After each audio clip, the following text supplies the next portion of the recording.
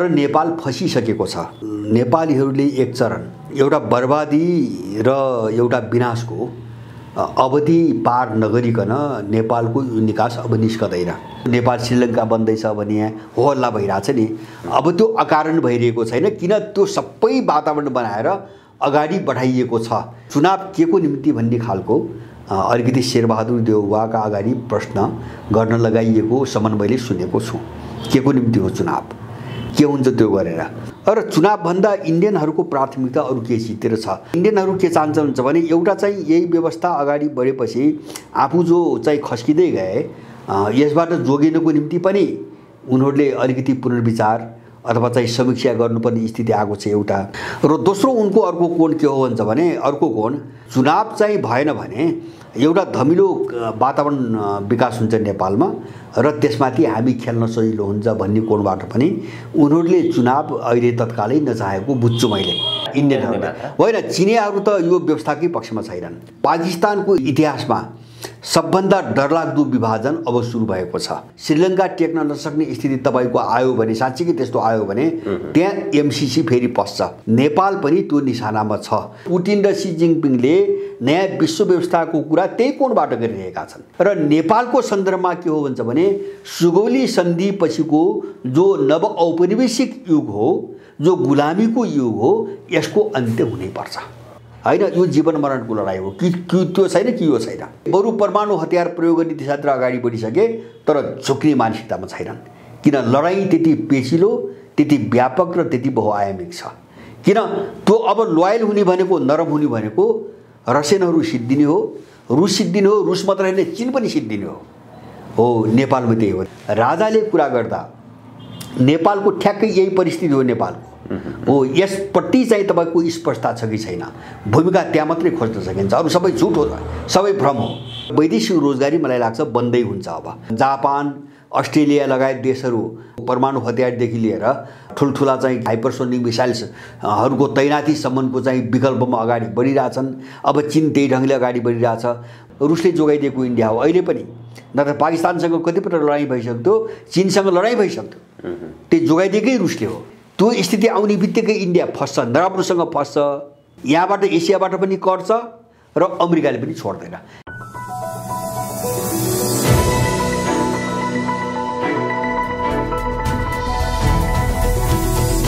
हिमाल online TV.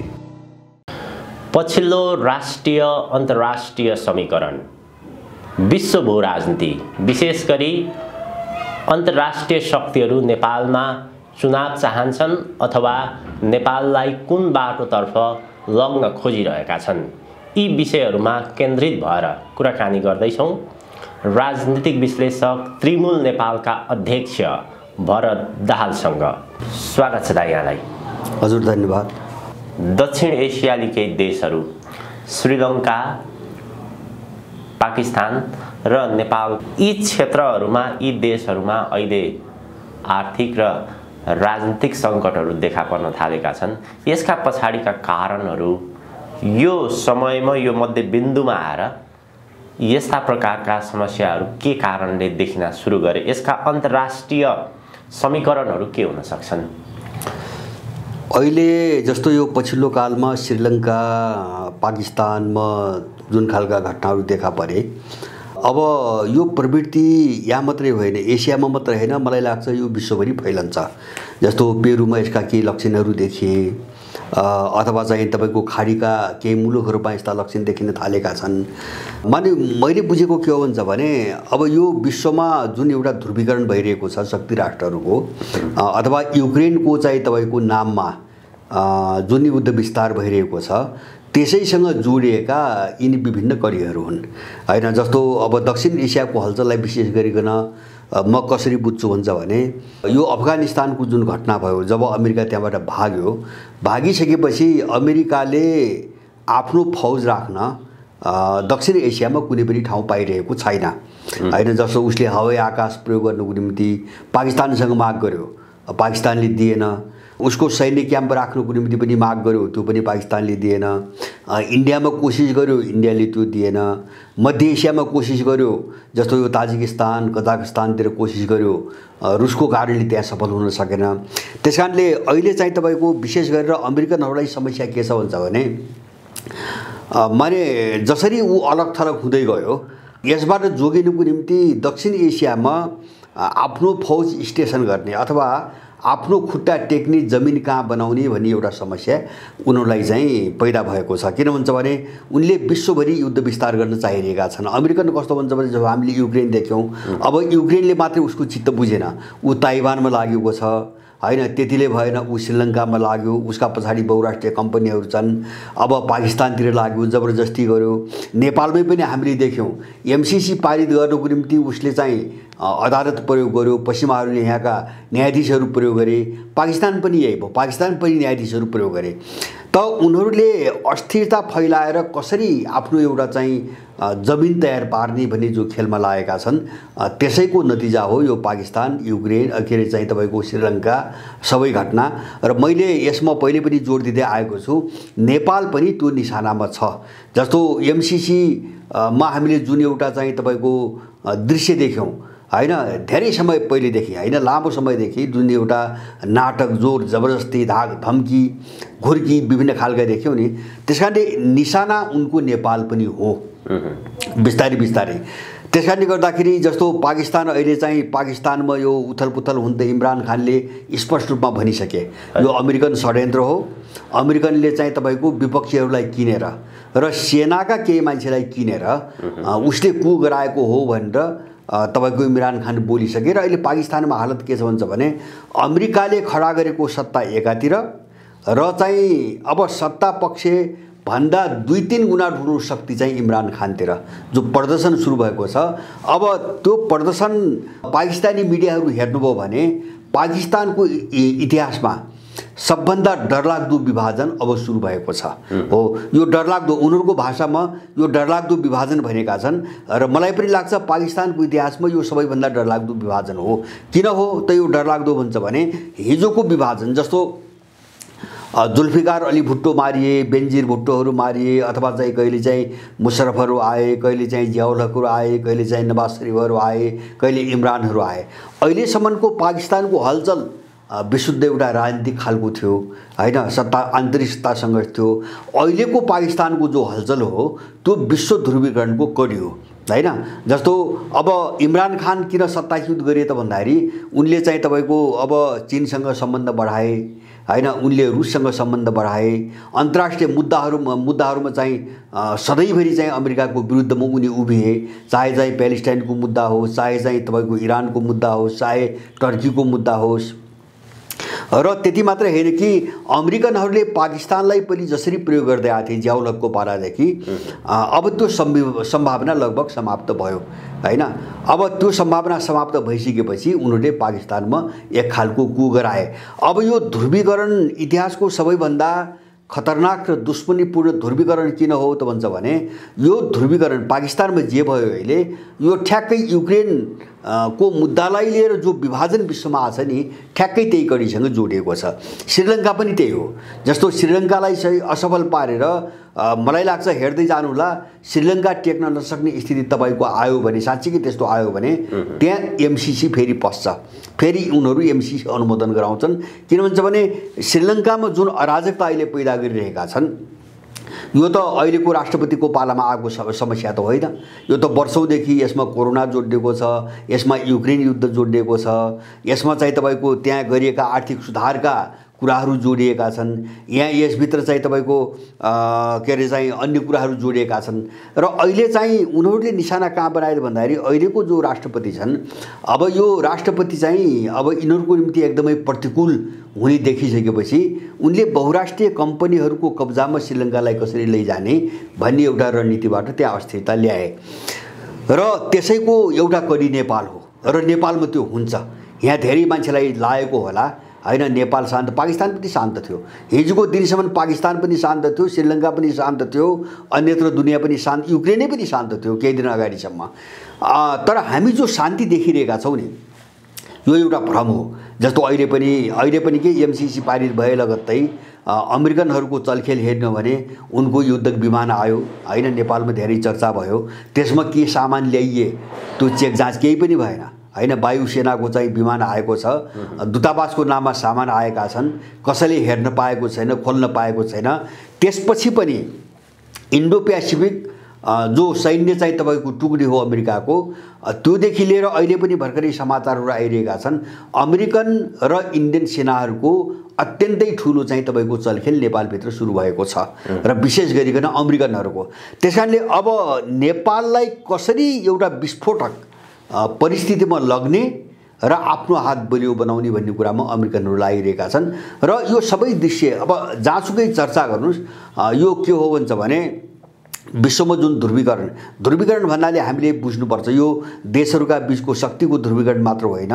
जस्तो पुटिनले C Jinping पनि भनेका छन्, यो संसार अब बहुध्रुवीय बनिसकेको छ। एउटा अब अमेरिकाको एकल ध्रुव जो हो त्यसको अस्तित्व छैन, संसार बहुध्रुवीय बनिरहेको छ। एउटा बहुध्रुवीयताको चाहिँ परिकल्पना एक, र त्यससँग जोडिएको नयाँ विश्व व्यवस्था उनीहरूले बारम्बार भनेका छन्, नयाँ विश्व व्यवस्था।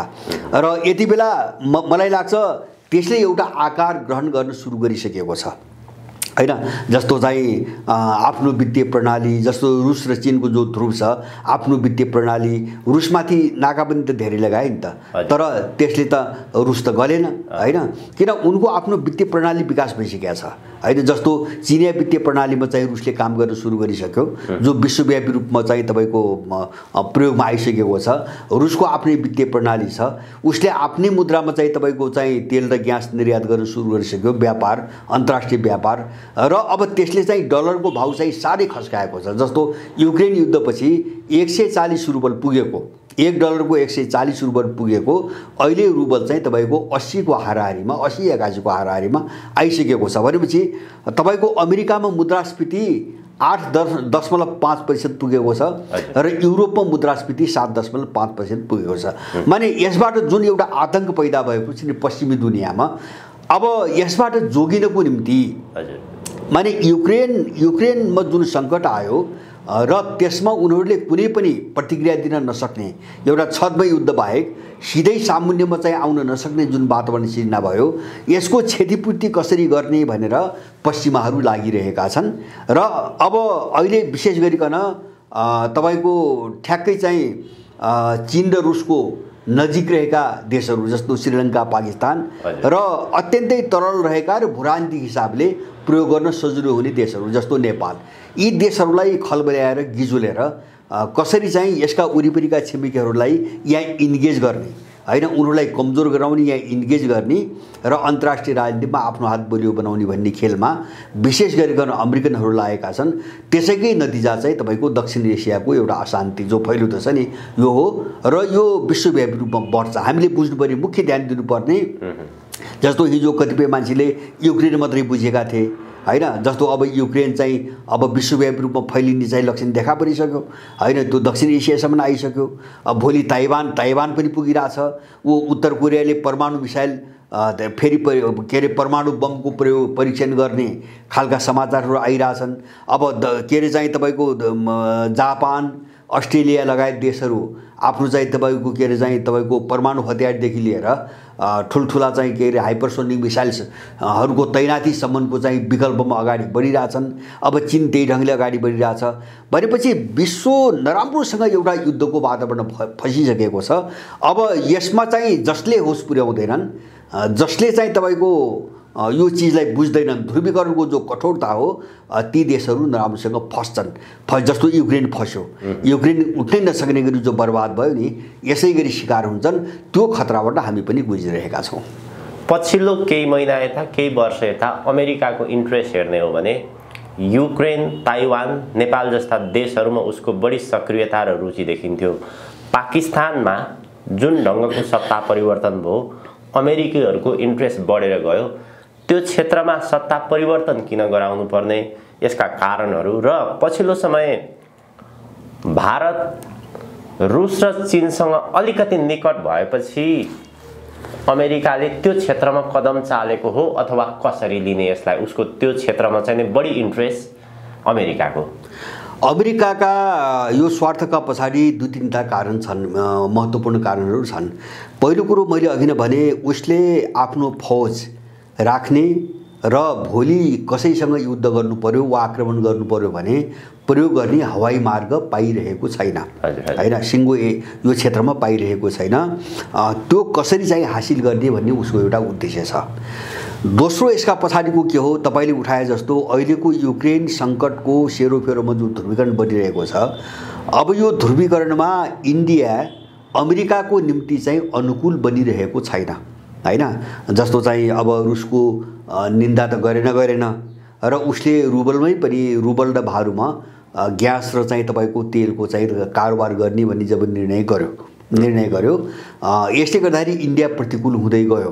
त्यसकारणले इन्डियालाई ब्यालेन्समा राख्न अथवा इन्डियालाई तह लगाउनुको निम्ति उसलाई पाकिस्तान चाहिएको छ, जो उसले पहिलेदेखि गर्दै आएको थियो लामो समय। जस्तो जियाउल हकको पालादेखि उसले त्यो गर्दै आएको थियो। मुशर्रफको पालामा सेनाभित्रबाट एउटा मान्छे ल्यायो, त्यही काम गर्यो र अहिले फेरि उसको निम्ति पाकिस्तान नहुने हो भने इन्डियालाई तर्साउन र सन्तुलनमा राख्न चाहिँ अब सम्भव हुन्न भन्ने खालको निष्कर्षमा पुगेको छ।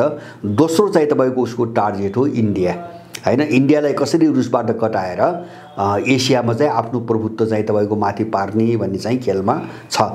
र तेस्रो कारण के हो भन्छ भने, चीनसँग जोडिएको जो सिपिसी छ, आर्थिक करिडोर छ पाकिस्तानको, त्यसलाई बिथोल्ने, हैन। किन त्यो चीनको चाहिँ तपाईँको बिआरआईको चाहिँ अथवा सिल्क रोड जो भन्छन् उनीहरू, त्यसको एउटा मलाई लाग्छ सबैभन्दा महत्त्वपूर्ण रुट हो त्यो, हैन। जो चाहिँ तपाईँको अरबको खाडीसम्म गएर चाहिँ तपाईँको टुङ्गिन्छ, जो ग्वादर बन्दरगाहसम्म पुगेको छ सिन्जियानबाट। अब यसलाई ब्लक गर्न सक्ने हो भने चीनको चाहिँ बिआरआईको जो चाहिँ मेरुदण्ड हो, त्यो मेरुदण्ड चाहिँ तपाईँको तोड्न सकिन्छ भन्ने उनीहरूलाई छ। र चौथो चिज के हो भन्छ भने, यसको उपलब्धि पाकिस्तानलाई उनीहरूले कन्ट्रोल गर्न सके अथवा चाहिँ कन्ट्रोल गरेर त्यो अनुसार उपयोग गर्न सके भने उनीहरूले चाहिँ पाकिस्तान भएर चाहिँ सिन्जियालमा चाहिँ फेरि चाहिँ वातावरण गिजोल्न सम्भव बन्न सक्छ। जस्तो उइगुरहरूको कुरा बारम्बार उठाउँछन्, किन पाकिस्तानको ठुलो भूभागसँग त्यो जोडिएको छ। त्यसले गर्दाखेरि उनीहरूले उइगुर समस्यालाई फेरि बल्झाउनुको निम्ति उठाउनुको निम्ति उनीहरूले पाकिस्तानी भूमि प्रयोग गर्न चाहन्छन्। जस्तो अफगानिस्तानमा पनि धेरै कोसिस गरे तर त्यो बेला सम्भव भएन, अफगानिस्तानबाट त्यो काम सम्भव भएन। र अब पाँचौँ कारण मैले के देख्छु भन्छ भने, उनको अलिकति रणनीतिक हिसाबले, अलिकति दीर्घकालीन महत्त्वको हिसाबले मैले के देख्छु भन्छ भने, जस्तो उनीहरूले भन्दैनन्, व्यक्त रूपमा भन्दैनन्, तर व्यवहारमा सधैँ गर्दै आएको एउटा लुकेको पाटो के छ भन्छ भने, पश्चिमाहरूले अरूमाथि आक्रमण गर्दा विशेष गरेर एसियालाई निशाना बनाउँदाखेरि बजार र चाहिँ राजनीतिक शक्तिको कुरो मात्रै जोडिएको हुँदैन, त्यहाँ सभ्यताको कुरो पनि जोडिएको हुन्छ। तर मैले यसभन्दा अगाडि पनि भनेको थिएँ, जस्तो उनीहरूले सधैँभरि चाहिँ तपाईँको आँखा पाकिस्तान र अफगानिस्तानमा किन लगाउँछन्, हैन। पाकिस्तान र अफगानिस्तानलाई कन्ट्रोल गर्न उनीहरू किन खोज्छन् भन्छ भने, त्यहाँभित्र चाहिँ होला वरिपरिका छिमेकीहरूलाई ब्यालेन्स गरी सन्तुलनमा राख्ने कुरो आफ्नो ठाउँमा छ, त्यो राजनीतिक रूपमा त्यति मात्रै छैन, त्यो सभ्यतासँग जोडिएको कुरा हो। र मैले पहिले पनि भनेको छु, केही वर्ष अगाडि भनेको थिएँ, एसियामाथि चाहिँ सभ्यताको कोणबाट एसियालाई निशाना बनाउँदा उनले दुईटा रणनीति अपनाएका छन्। उनले रणनीति के अपनाछन् भन्छ भने, एउटा पाकिस्तान वा अफगानिस्तानलाई कन्ट्रोल गरेर, हैन, जो एसियाको सभ्यता हो, एसियाको सभ्यता भनेको यहाँ बौद्ध सभ्यता छ, खास गरिकन यहाँ वैदिक सभ्यता छ, हैन, जसलाई अब कतिपयले चाहिँ हिन्दू सभ्यता पनि बुझ्ने गर्छन्, र यहाँ चाहिँ इस्लाम सभ्यता छ। यिनी तीनटा ठुला सभ्यताहरूको एसियामा ठुलो प्रभाव छ। त्यसैले यिनी तीनटा सभ्यतालाई कसरी अलग अलग एक खण्डमा टुक्र्याएर एक्लै आक्रमण गर्ने भन्ने पश्चिमाहरूको रणनीति छ। त्यो रणनीतिको एउटा हिस्सा पाकिस्तान र अफगानिस्तान हो। किन त्यहाँ कब्जा गर्ने बित्तिकै जो इस्लाम सभ्यता हो नि, त्यसको मुख्य भाग चाहिँ तपाईँको पूर्वीय सभ्यताबाट कट्छ, हैन। किन त्यो इस्लाम सभ्यता भनेको पश्चिम एसिया हो। जस्तो कतिपय मान्छेले खाडी भनेर बुझ्छन्, खाडी मात्रै पर्दैन त्यसमा, हैन। तपाईँको टर्कीदेखि लिएर इरानसम्म अथवा खाडी वरिपरिका देशहरू मात्रै होइन, त्यससँग सेरोफेरोमा केही अफ्रिकी देशहरू पनि जोडिन्छन्। जस्तो मिस्र जोडिन्छ, लिबिया जोडिन्छ, त यो इस्लाम सभ्यतामाथि उनीहरूले बिचमा अफगानिस्तान वा पाकिस्तान आलो पालो दुईटा मध्ये एउटा देशलाई कन्ट्रोल गर्ने र एउटा लाइन खडा गर्ने, विभाजनको लाइन खडा गर्ने।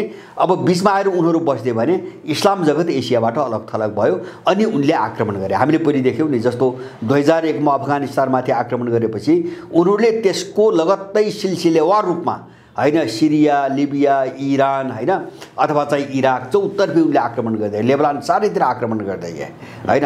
अब त्यसैको एउटा पार्ट मैले पहिले पनि भनेको छु, एक दुई पटक मैले भनेको छु, त्यसकै एउटा पार्ट के हो भन्छ भने वैदिक सभ्यता, हिमालय जो चाहिँ तपाईको श्रृङ्खला छ, यो श्रृङ्खलादेखि दक्षिणको वैदिक सभ्यता र उत्तरतिरको बौद्ध सभ्यता। यद्यपि जन्म यहाँ भयो बौद्ध सभ्यताको, तर फुलु उत्तरतिर, हिमालयभन्दा उत्तरतिर। त्यसकारणले गर्दाखेरि यो दुईटा सभ्यतालाई अलग गर्ने र एक्लै हान्ने उनको अर्को रणनीति छ। त्यो रणनीति अन्तर्गत उनले चाहिँ अगाडि बढाएको योजना के हो भन्छ भने हिमालय रेन्जको इसाईकरण हैन। त्यसको निम्ति उनको चाहिँ स्टेसन हो सिलगढी हैन। मैले पहिले पनि भनेको छु, सिलगढीबाट उनीहरू एउटा चाहिँ नेपालको रुट भएर चाहिँ यो पश्चिम हिमालयको पश्चिम श्रृङ्खलातिर उनले इसाईकरणको अभियान बढाएका छन्।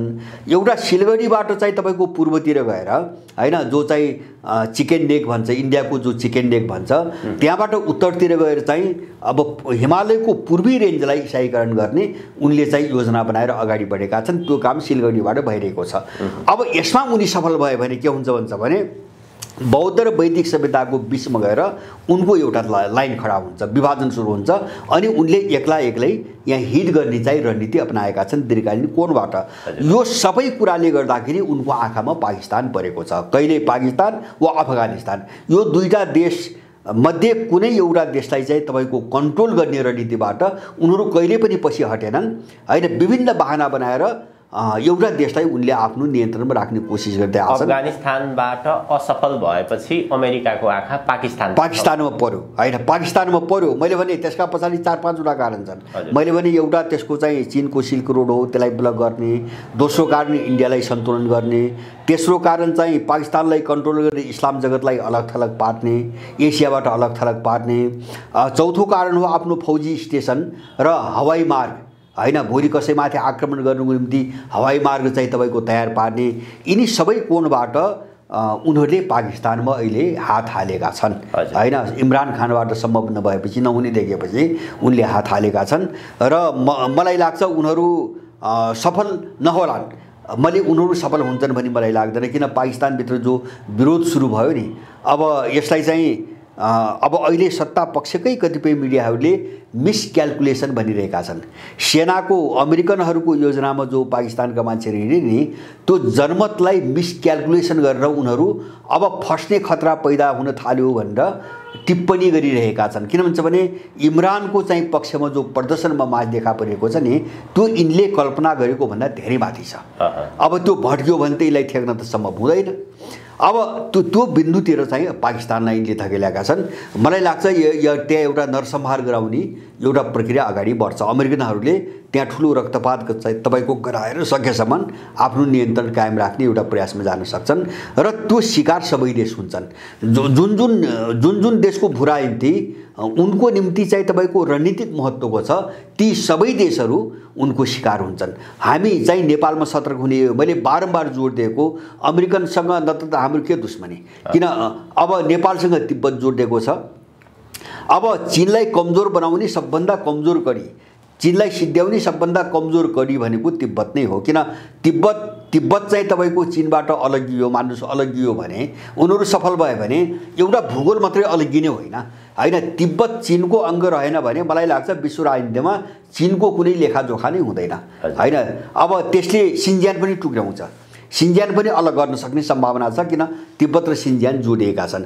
त्यसकारणले मैले बारम्बार के भन्ने गरेको छु भन्छ भने जस्तो युक्रेन हैन अथवा ताइवान, दुईटा अमेरिकनहरूको निम्ति सबभन्दा बढी महत्त्वपूर्ण मुद्दाहरू हैन। चीनसँग जोडिएको ताइवान, अब रुससँग जोडिएको युक्रेन, हिजो हङकङ पनि त्यो कोसिस गरे। तर यिनी सबै प्रश्नभन्दा उनको निम्ति महत्त्वको भूराजनीति नेपालको हो, यो हामीले बिर्सनु हुँदैन हैन। किन भन्छ भने जस्तो एकछिन मान्नुहोस्, ताइवान चीनको हातबाट गएर होला अहिले सामरिक रूपमा फौजी रूपमा त्यहाँ चाहिँ पश्चिमाहरू आएर बस्लान् होइन। अब चीनलाई अलिकति तर्सो बढी बढ्ला त्यो आफ्नो ठाउँमा छ, तर ठुलो कुरो होइन त्यो, होइन। तर अब तिब्बत जाने भनेको मैले अघि नै भने नि चीनको निम्ति सबै जाने हो। जस्तो प्राकृतिक स्रोतको हिसाबले त्यसको भौगोलिक जो उचाइ छ नि, होइन। अब त्यो भौगोलिक अवस्थितिका कारणले अथवा चाहिँ तपाईँको आफ्नो चाहिँ सुरक्षाको जो कवच छ, चीनको सुरक्षा कवचको जो काम गरिरहेको छ तिब्बतले, त्यो कारणले सबै कोणबाट तिब्बतको महत्त्व चीनको निम्ति अरू क्षेत्रभन्दा धेरै माथि छ र त्यससँग जोडिएको नेपालको भूरा यति हो। हजुर, हामीले बुझ्ने कुरा यति हो। हजुर, नेपालको सन्दर्भमा कुराकानी गरौँ। नेपालको अबको परिदृश्य हेर्दाखेरि अझ स्पष्ट जस्तो देखिएको छैन। एकातिर तीनवटा शक्तिहरू चीन, भारत र अमेरिकाको आफआफ्नो इन्ट्रेस्ट छ, आफआफ्नो सक्रियता छ। पछिल्लो केही दिन यता त रुसले पनि नेपालमा आफ्नो रुचि बढाएको छ, सक्रियता बढाएको छ भनेर भनिन्छ। अर्कोतर्फ चुनावको माहौल पनि छ र अर्कोतर्फ चाहिँ यो गणतन्त्र कहाँ गएर कसरी ल्यान्डिङ हुने प्रश्नहरू पनि उठिरहेका छन्। नेपालको अबका परिवर्तनहरू, यी जे तस्बिरहरू बाहिर देखिएका छन् हेर्दाखेरि प्रश्न छैन नेपाल चाहिँ कुन बाटोतर्फ जाँदैछ त? अब सुन्नुहोस्, अब एउटा कटुतापूर्वक के भन्नुपर्छ, मैले भन्दै आएको छु चाहिँ नेपालीहरूले एक चरण एउटा बर्बादी र एउटा विनाशको अवधि पार नगरिकन नेपालको निकास अब निस्कदैन, होइन। जस्तो युक्रेन फस्यो नि, होइन, त्यही रूपमा चाहिँ विस्फोट त भएको छैन, तर नेपाल फसिसकेको छ। मैले यसमा दुईटा कुरामा बारम्बार जोड दिँदै आएको छु। यसको समाधान हुन्छ। मैले नेपाल बर्बादै हुने, सधैँको निम्ति डुब्ने त्यस्तो खालको खतरा मैले देख्दिनँ, तर मैले यसका दुईटा चाहिँ तपाईँको बाटाहरू देख्छु। यदि युक्रेनको घटना पश्चिमका विरुद्धमा गएर टुङ्गियो, होइन, पश्चिमी मिसन जस्तो अमेरिकन मिसनका विरुद्धमा टुङ्गियो, ताइवानको चाहिँ जो उचाल्न अमेरिकनहरू चारैतिर पसेर चाहिँ सबैलाई उचाल्न कोसिस गरिरहेका छन्, त्यहाँ उनीहरू असफल भए भने नेपालको निकास अलिकति जटिल र कष्टकर हुँदै यसले अपेक्षाकृत रूपमा अलिकति शान्तिपूर्ण चाहिँ बाटोको चाहिँ उसबाट यसको समाधान हुन्छ।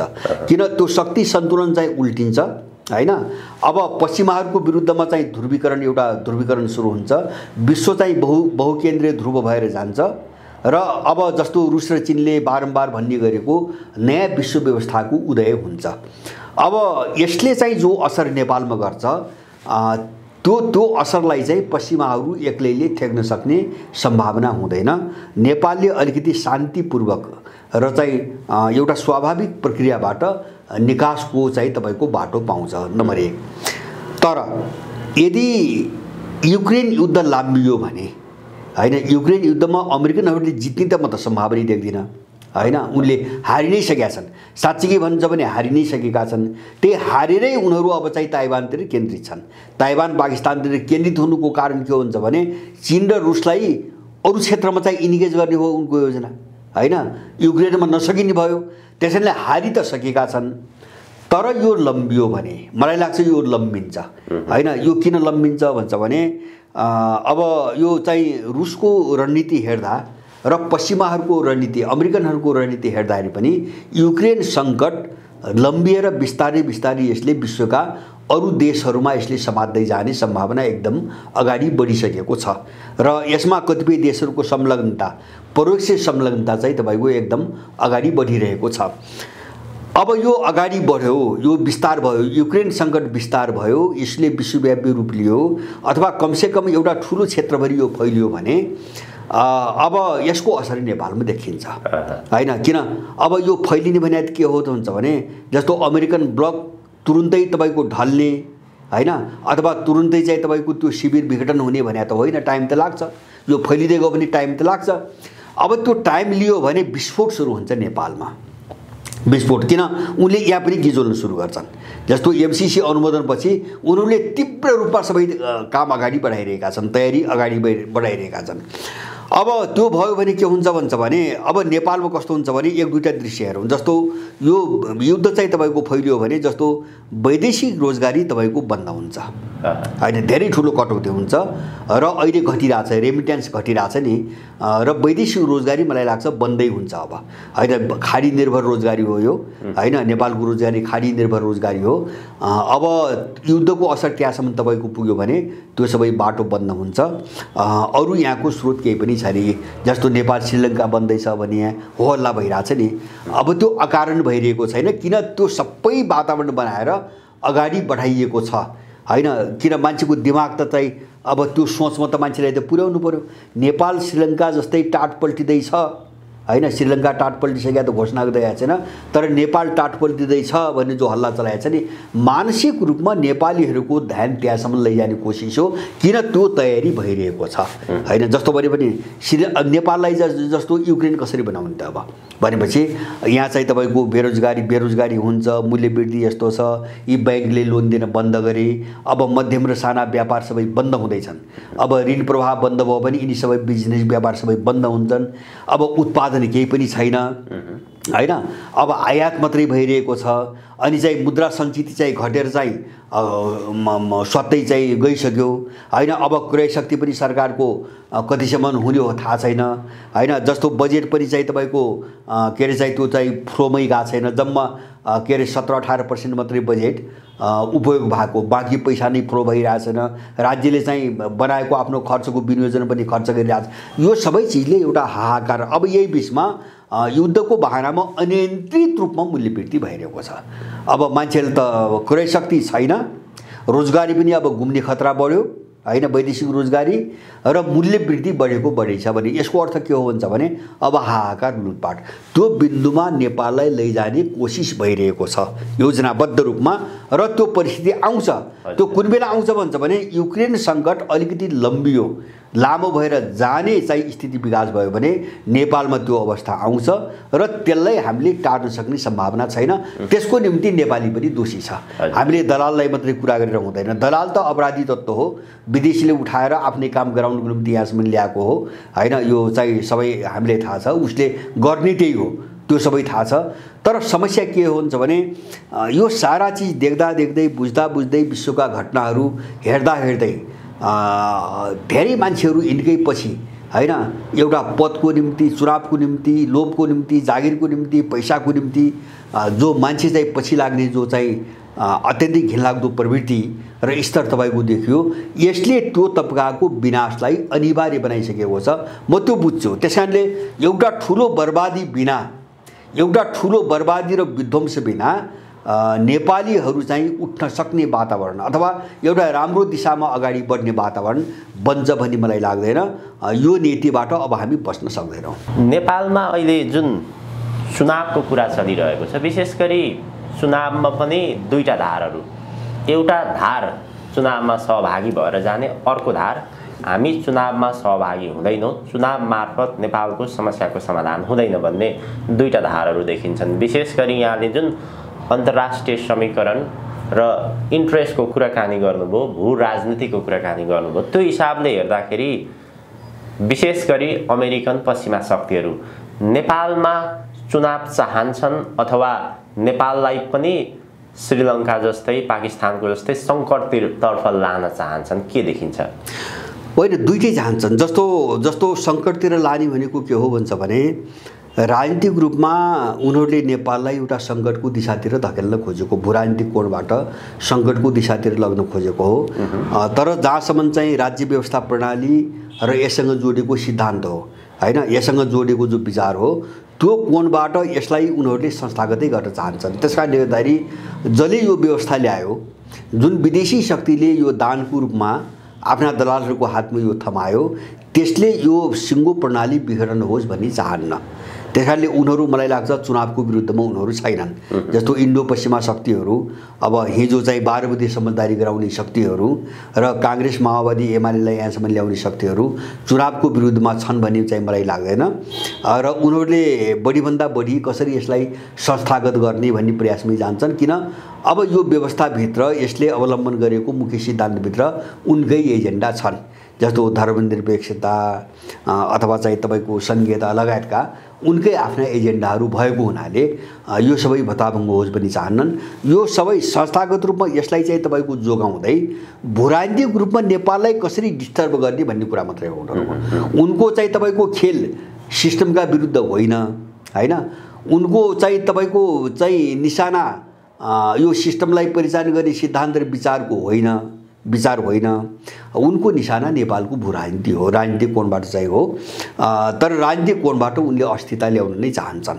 अब यहाँ के हुनसक्छ भन्छ भने अब तत्कालिक रूपमा अहिले तत्कालै जस्तो चाहिँ चुनाव गराएर उनीहरूलाई बढी फाइदा हुन्छ अथवा तत्कालै अराजकता फैलाएर, होइन, जस्तो चुनाव त भोलि पर्सि पनि गर्न सकिन्छ, अर्को पटक पनि गर्न सकिन्छ भन्ने सोचमा मानव नेपालमा चाहिँ तत्कालै एउटा ठुलो अराजकता र हिंसा को विकास नगरिकन अगाडि बढ्न अब सकिँदैन भन्ने उनको निष्कर्ष भयो भने अब यो सबै उनको प्रयोग हो।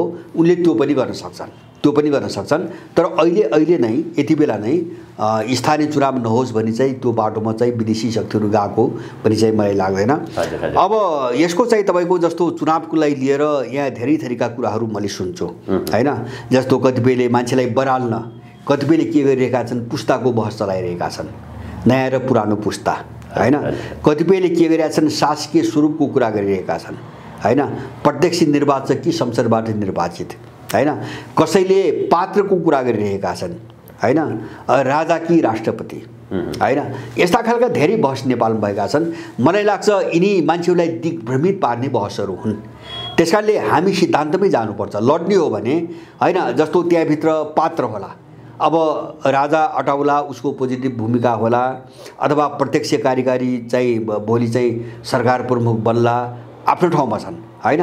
तर पहिले चाहिँ तपाईँको सिद्धान्त के हो, अगाडि बढ्ने राज्य प्रणालीलाई अगाडि बढाउने सिद्धान्त के हो, विचार के हो भन्ने कुराको टुङ्गो नलगाइकन त्यो विषयलाई चाहिँ तपाईँको गौण बनाइकन अरू विषयमा बहस गर्नु बेकार छ। त्यसको कुनै पनि अर्थ मैले देख्दिनँ, किन त्यो नेपाललाई फेरि यथास्थितिमा फसाउने षड्यन्त्र हो, होइन, जो पहिलेदेखि गर्दै आए नि यिनीहरू। कहिल्यै यो दल कि त्यो दल, कहिले चाहिँ तपाईँको यो एजेन्डा कि त्यो एजेन्डा, होइन, कहिले चाहिँ तपाईँको व्यवस्था कि अवस्था, यस्ता खालका फाल्तु कुराहरूमा चाहिँ तपाईँको मान्छेलाई रुम ल्याएर जो चाहिँ तपाईँको प्रयोग गरे। यो पुस्ताको बहस भयो, व्यवस्थाको विषयमा पनि दुई दलीय व्यवस्थाका कुराहरू भए अथवा चाहिने व्यवस्था खराब हुँदैन, त्यसभित्र बस्ने पात्रहरू खराब हुन्छन्, पात्रका कुराहरू गरिरहेका छन्। यो प्रकारको बहस चाहिँ अलिकति पश्चिमा निकटका बहसहरू हुन् यिनीहरू चाहिँ पश्चिमा हो। एकदम जस्तो होइन, व्यवस्था यस्तो हो, व्यवस्था खराब हुँदैन, पात्रहरू कतिपय मान्छेको सुनिन्छ, व्यक्ति खराब हो, व्यवस्था खराब हुँदैन भन्छन्। व्यवस्था खराब नहुने भए यत्रो विचारको बहस के हो त, किन चाहियो त यो, होइन। यो साम्यवाद भन्या के, पुँजीवाद भन्या के, समाजवाद भन्या के, होइन, अथवा चाहिँ तपाईँको हल्नोवाद फल्नोवाद भन्या के। जब चाहिँ तपाईँको के अरे चाहिँ सिद्धान्तको विचारको महत्त्व हुँदैन, व्यवस्थाको महत्त्व हुँदैन भने यो संसारमा विभाजन के को निम्ति, होइन। उनीहरू त सिल्ली हुन्, यस्तो कुरा गर्ने मान्छेहरू सिल्ली हुन्। किन भन्छ भने मुख्य कुरो चाहिँ तपाईँको जस्तो मुख्य कुरो चाहिँ विचार, एउटा चिन्तन प्रणाली, सोचाइको कुरा मुख्य हो। किन त्यही सोचाइमाथि चाहिँ व्यवस्था आधारित हुन्छ। व्यवस्था त कुनै विचारले नै चलाउनु पर्यो। त्यसकारणले त्यो विचार क्लियर नभइकन, स्पष्ट नभइकन व्यवस्था स्पष्ट हुँदैन। व्यवस्था स्पष्ट नभइकन व्यक्ति स्पष्ट हुँदैन। जस्तो व्यक्ति त मात्रै के हो भन्छ भने व्यवस्थाको मूलभूत सिद्धान्त जे छ, व्यवस्था सञ्चालन गर्ने मूलभूत सिद्धान्त जे छ, व्यक्तिले समात्ने त्यही हो। जस्तो म तपाईँलाई एउटा उदाहरण दिन्छु। जस्तो नेपालमा यो ६३ सालपछि जे प्रयोग भयो नि, प्रयोग अलिकति पहिले यो सबै सिद्धान्त मान्छेलाई कसरी सिद्धान्तहीन बनाउने, विदेशीको सम्पूर्ण शक्ति र त्यसले परिचालन गरेका मान्छेको सम्पूर्ण शक्ति मान्छेलाई कसरी सिद्धान्तहीन बनाउने भन्ने कुरामा छ। त्यसको जस्तो अहिले अभ्यास हामी देख्छौँ। जस्तो अहिले त्यसको राम्रो नमुना कहाँ देख्छौँ त हामीले भन्छ भने केपी ओलीको चुनाव चिन्हबाट कमल थापा र चाहिँ एकनाथ ढकाल चुनाव लड्ने रे, मिडियामा आएको कुरा, होइन। अनि अब केपी ओली चाहिँ भौतिकवादी, होइन, त्यो कुतर्क गर्दा भौतिकवादी, कमल थापा हिन्दूवादी, होइन, एकनाथ ढकाल चाहिँ होली वाइन चर्चवादी, होइन। अब यिनी सबैलाई ओलीले बोक्ने, हिन्दूवादीलाई पनि बोक्ने, चर्चवालालाई पनि बोक्ने, र यिनले चाहिँ केपी ओलीको चुनाव चिन्ह लड्ने। अब अर्कोतिर जानुहोस्, यही शेरबहादुर देउवाले चाहिँ माओवादीको टाउको मूल्य तोकेको युद्धकालमा हैन माओवादीका टाउको ल्याऊ झोलाभरि हाल्ने टाउको ल्याऊ टाउको पछि पैसा लैजाऊ हैन यिनको गृहमन्त्रीले घोषणा गरे निकै पालामा। अब 10 वर्ष चाहिँ त्यही काङ्ग्रेस सबभन्दा ठुलो शत्रु दलाल पुँजीपति वर्गको सबभन्दा निकृष्ट पात्र प्रतिनिधि पात्र भनेर चाहिँ तपाईँको माओवादी 10 वर्ष लडेको बाहिर देखाएको कारण यही हो। तर अब अहिले के छ भन्छ भने त्यो माओवादीका माधव नेपालका मान्छेहरूले कतिपय ठाउँमा रुखमा भोट हालिदिने हैन शेरबहादुरका मान्छेहरूले हँसिया हथौडाएर चाहिँ कलम चिन्हमा भोट हालिदिने। मैले यो किन उठाएको हो त भन्छ भने नेपालीहरूलाई साम्राज्यवादीहरूले हैन पाशविकीकरण गर्न खोजिरहेका छन् हैन किन यो उपभोक्तावाद हो यो बजारवाद हो। यसले के सन्देश दिन खोजिरहेको छ मान्छेहरू भन्छ भने विचार भन्ने केही पनि छैन सिद्धान्त भन्ने केही पनि छैन नैतिकता भन्ने हुँदैन मूल्य भन्ने हुँदैन हैन राजनीति भने त बजार हो बजार हैन जे चिजबाट फाइदा हुन्छ त्यही गर हैन शेरबहादुरलाई ढोकेर फाइदा हुन्छ ढोग ओलीलाई ढोकेर फाइदा हुन्छ ढोग हैन अथवा चाहिँ कमल थापालाई ढोकेर फाइदा हुन्छ ढोग हैन उनको थुक पनि चाट किन फाइदा हो सबभन्दा ठुलो फाइदा हो किन यो बजारवाद हो। बजारवादमा सिद्धान्त केही पनि हुँदैन खानको निम्ति उपभोगको निम्ति मान्छेले जे पनि गर्छ उनले मान्छेलाई त्यो बनाउन खोजिरहेका छन्। यो प्रयोग यो उनको लामो प्रयोग छ यो 47 सालदेखि यिनीहरूले यो प्रयोग गर्दै आएका छन्। अहिले नाङ्गो रूपमा विभत्स रूपमा यिनको गठबन्धनको नाममा आइरहेको छ हो साम्राज्यवाद यो चाहन्छ यो चिजलाई संस्थागत गर्न चाहन्छ। हामीले जस्तो अहिले चुनावमा जाँदा हैन चुनाव उपभोगै गर्नुहुन्न भनी चाहिँ मलाई लाग्दैन हैन जस्तो कतिपय भन्छन् नि अब यसबाट चाहिँ तपाईँको मुक्ति हुने स्वतन्त्र हुने त सम्भावनै छैन नि हैन त्यो भन्नुपर्ने कुरै होइन। तर चिज के हुन्छ भने अब यसले चाहिँ उपलब्ध गराएका जति मञ्चहरू छन् जति हतियार छन् तिनलाई कस्तो दिशामा प्रयोग गर्ने भन्ने मात्रै हो। जस्तो मलाई लाग्छ अहिले चुनावमा जो उठ्छन् अब दलीय रूपमा उठ्ने त नसक्लान् हैन उनीहरू त झोले हुन् जस्तो स्वतन्त्र रूपमा जति मान्छेहरू उठ्छन् अथवा चाहिँ सानातिना दलको नाममा जति पनि मान्छेहरू उठ्छन् उनीहरूले चुनावको दौरानमा गर्नुपर्ने प्रचार तीव्र पार्नुपर्ने एउटै छ। त्यो प्रचार के हुन्छ भने देशभक्ति र देशद्रोहका बीचको कित्ताबन्दी कसरी गर्ने अधिकतम रूपमा देशद्रोहीहरूलाई जनताबाट अलग थलग कसरी गर्ने आम मान्छेहरूबाट हाम्रो ध्यान यही केन्द्रित हुनुपर्छ। त्यसको निम्ति हामीले उठाउनु पर्ने मुद्दाहरू अहिले यिनले गरेका लुटहरू यिनले गरेका अपराधहरू नेपालको सभ्यता संस्कृतिमाथि यिनका आक्रमणहरू हैन अथवा चाहिँ यिनले गरेका विदेशीको ताबेदारी अस्ति इन्डियन दूतावासमा देख्नुहुन्न यिनी गधा जस्ता चाहिँ तपाईँको घाँस खान चाहिँ दाना खान गएका गधा जस्ता प्रधानमन्त्री भइसकेका र बहालवाला मान्छेहरू एउटा कर्मचारीको भोजमा दूतावासभित्र गएर बसेको तमासा त देख्नुभयो। यिनको यो चरित्र पर्दाफास गर्ने हो र 80 लाख नेपालीहरू विदेशी हुनु किन पर्यो त्यो बुझाउने हो यिनको कारणले हैन यिनको विचारको कारणले यिनको व्यवस्थाको कारणले र यिनको चरित्रको कारणले। त्यसकारणले यिनी विनाशकारी कीटाणु हुन् यिनी देशका धमिरा हुन् र यिनले तपाईँ हाम्रो कसैको पनि पुस्ता बाँकी राख्नेवाला छैनन्। यो कुरो लैजाने र यिनलाई कसरी दण्डित गर्ने भन्ने कुरा घर घरमा पुर्याउने चुनावको प्रचारको चाहिँ हतियार त्यो हुनुपर्छ मेरो आफ्नो बुझाइमा। त्यसकारणले गर्दाखेरि मलाई भोट दिनुहोस् मैले जित्छु भन्ने मात्रै पुग्दैन हैन त्यो जित्ने मान्छेले पनि केही पनि गर्दैन सानातिना केही काम गर्न केही पनि सक्दैन हैन होला जितेर गर्न सक्ने सानातिना केही होलान् त्यो बाहेक मुख्य चिज के हुन्छ भने यो अपराध तन्त्र यो दलाल तन्त्र यो विदेशी तन्त्र र यसलाई बोक्ने जो अपराधी तबका छ यसले गरेका अपराधहरूको पर्दाफास अधिकतम रूपमा कसरी गर्ने र यसलाई चाहिँ जनमतबाट अलग थलग कसरी बनाउने। हाम्रो ध्यान त्यहाँ गयो भने अब यो निर्वाचनलाई उपयोग गर्नुको पनि कुनै अर्थ हुन्छ होइन म गर्छु गएर मात्रै भन्ने समस्या जे हो जे हामीले भोगिरहेका छौँ नि देखिरहेका छौँ यो कुरो नउठाउने हो भने चुनावको उपयोगको कुनै पनि अर्थ हुँदैन।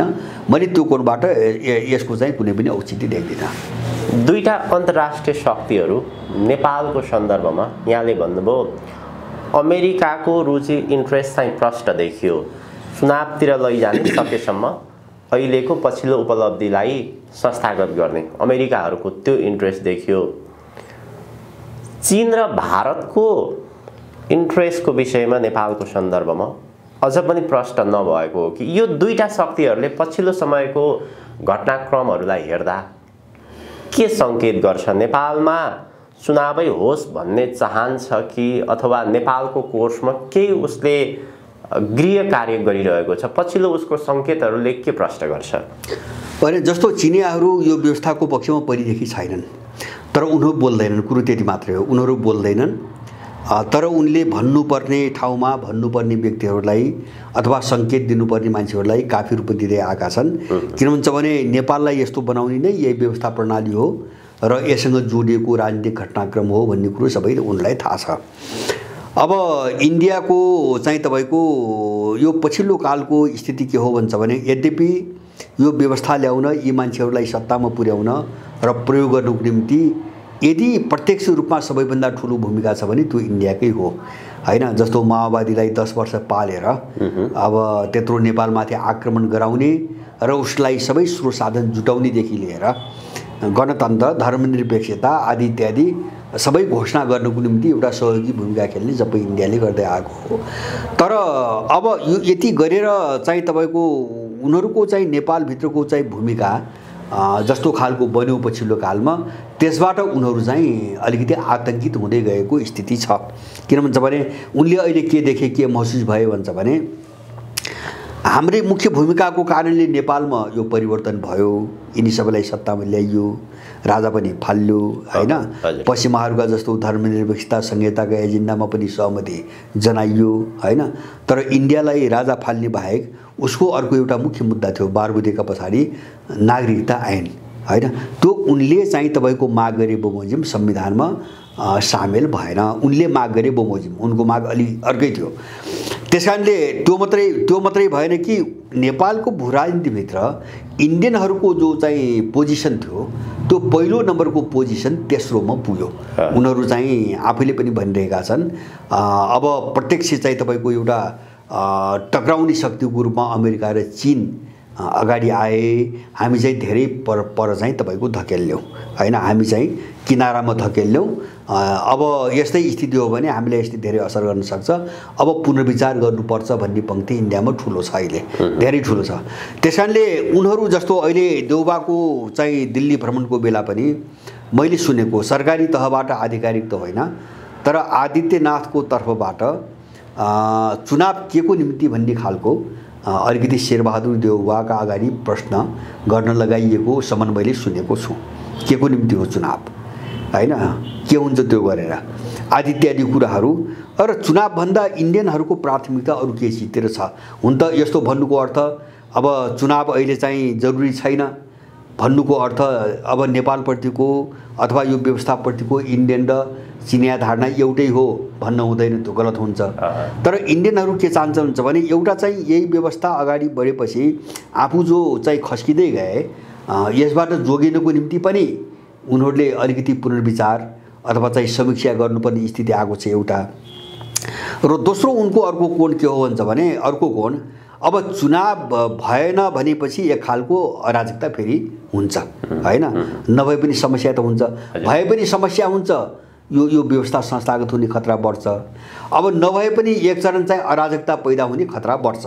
त्यसैले चुनाव चाहिँ भएन भने एउटा धमिलो वातावरण विकास हुन्छ नेपालमा र त्यसमाथि हामी खेल्न सजिलो हुन्छ भन्ने कोणबाट पनि उनीहरूले चुनाव अहिले तत्कालै नचाहेको बुझ्छु मैले। यो दुईटा शक्तिहरूले अब इन्डियनहरूले होइन, चिनियाहरू त यो व्यवस्थाकै पक्षमा छैनन् हैन। तर इन्डियाको यति स्पष्ट होइन मैले भन्न खोजेँ। इन्डियाको दोहोरो, इन्डियाको आफ्नो नितान्त आफ्नो स्वार्थको कोणबाट उनीहरू बोलिरहेका छन् हैन। अब जस्तो चिनियाहरूको र मौन रूपमा चाहिँ रसियनहरूको के हो भन्छ भने यो व्यवस्थाप्रति नै असहमति हो, यो घातक छ, यो चाहिँ नेपालमा चाहिँ तपाईँको अगाडि बढाउनु हुँदैन भन्ने नै छ उनीहरूको। उनले परोक्ष रूपमा त्यो कुरा धेरै पटक भन्दै पनि आएका छन्। त्यसकारणले गर्दाखेरि जस्तो अहिले चुनावलाई हेर्ने आँखा सबैका फरक फरक छन्, उनका स्वार्थ अनुसार, हित अनुसार, बुझाइ अनुसारका फरक फरक छन्। तर चाहिँ जस्तो मेरै कोणबाट हेर्नुहुन्छ भने चुनाव किन गर्ने, के को निम्ति गर्ने हैन। 5 वर्ष त यिनी त गए नि त, खाए, लुटे, डकैती गरे हैन, सारा चाहिँ तपाईँको नेपालीहरूलाई चाहिँ तबाह बनाए, सारा गरे। अब चुनाव भए पनि 5 वर्षपछि यिनले गर्ने त्यही हो भनेपछि त्यसको औचित्य के, प्रयोजन के हैन। त्यो त मैले पनि भनिरहेको छु, यसको औचित्यै छैन, मैले पनि भनिरहेको छु। अब त्यसकारणले मैले एउटा कोणबाट भने हैन। अब इन्डियनहरूले अर्को कोणबाट भन्छ, चिनियाहरूले अर्को कोणबाट भन्छ। तर सबैको सार के हुन्छ भने यसका पछाडिको कारण के हुन्छ भने जसले जसरी प्रस्तुत गर्छ नि त्यसका पछाडि अब त्यो परिवेशलाई चुनाव हुने नहुने परिवेशलाई आफ्नो हितको सापेक्षतामा कसरी उपयोग गर्ने भन्ने सोचबाट नै एउटा धारणा बनाइन्छ। मैले यसलाई अझ प्रष्ट पार्न खोजेको अहिलेको परिप्रेक्ष्यमा विश्व प्रष्ट रूपमा दुईटा किताबमा विभाजित भयो इन्डियाको भूमिकाको विषयलाई लिएर। इन्डिया अमेरिका र चीनको डुङ्गामा दुवै डुङ्गामा दुईटा खुट्टा हालेर हिँड्न सक्ने अवस्था छ कि छैन त्यो धार उसले प्रष्ट पारेन भने नेपालमा कस्तो असर गर्छ? होइन इन्डियाको हो तपाईँले ठिक भन्नुभयो। जस्तो इन्डिया रुसको युक्रेन सन्दर्भ मात्रै होइन कि इन्डियाको समग्र चाहिँ तपाईँको एउटा नीति लेखाइमा जेसुकै होस् व्यवहारमा चाहिँ तपाईँको दोगला पनि देखिन्छ। जहाँ पनि तपाईँको पाकिस्तानको मुद्दा हेर्नुहोस्, नेपालको मुद्दा हेर्नुहोस् अथवा बङ्गलादेशको मुद्दा हेर्नुहोस्, श्रीलङ्काकै मुद्दा हेर्नुहोस् र युक्रेनमा यो सरपष्टै देखियो। अब युक्रेनको केसमा के छ भन्छ भने अब ऊ सधैँभरि यो पोजिसनमा बस्न सम्भव छैन, हुँदैन, कुनै पनि हुँदैन। किन भन्छ भने मैले अघि नै भने जस्तो पाकिस्तानको मैले कुरो गरेँ नि, पाकिस्तानको यति बेलाको विभाजन इतिहासमा सबैभन्दा डरलाग्दो विभाजन हो। त्यस कारणले पाकिस्तान अब सहज ढङ्गले निकास पाउँदैन, पाकिस्तान वार पारमै जानुपर्छ अब होइन। जस्तो युक्रेन हामी देख्यौँ नि, जस्तो रसियनहरूले किन बाध्य भएर हात हाले त भन्छ भने उनीहरूले 97 देखि चाहिँ विरोध गर्दै आछन्, अहिले होइन 1997 आजको कुरो 25 वर्ष भयो। 25 वर्ष भयो जब चाहिँ सोभियत सङ्घ र पछिको रुसी सङ्घसँग भएका समझदारी र सम्झौताहरूको विरुद्धमा हैन उनीहरूले पूर्वी युरोप र पूर्व सोभियत गणराज्यहरूमा नेटोको विस्तार गर्न सुरु गरे 97 देखि। अनि 8 मा गएर चाहिँ तपाईको युक्रेनलाई नेटोमा हाल्ने निर्णय गरे हैन बुखारेस्ट सम्मेलनमा। अनि त्यसपछि 14 मा चाहिँ क्रिमिया घटना घट्यो, निर्वाचन राष्ट्रपतिलाई अवतस्त गर्न लगाए, त्यो रुसी भाषी थियो भन्ने बहानामा। हुँदै हुँदै 1900 के रे चाहिँ तपाईको के रे चाहिँ युक्रेनमा जो अहिले लडाईँमा जो एजोव सेना भन्ने चर्चामा आछ नि त्यो पुरै अमेरिकन सेना हो। टोटल त्यो एजोव सेना भनेको अमेरिकन सेना हो, उसैले तालिम दिएको, उसैले गठन गरेको, उसैले पाल्ने। र अहिले रुसले बढी चाहिँ केन्द्रित मारियोपोलमा जो गरिरहेछ नि त्यही एजोव सेनाका विरुद्धमा गरिरहेछ हैन, उनलाई सबै थाहा छ। अन्तिममा के भयो त भन्छ भने उनीहरूले टेर्दै नटेरेपछि यो गएको डिसेम्बरको 17 तारिकका दिन रुसले नेटो र अमेरिकालाई सुरक्षा सम्झौता प्रस्ताव पठाएको छ सबैको भलाइको निम्ति। यसो गरौँ, यसमा चाहिँ लिखित एग्रिमेन्ट गरौँ।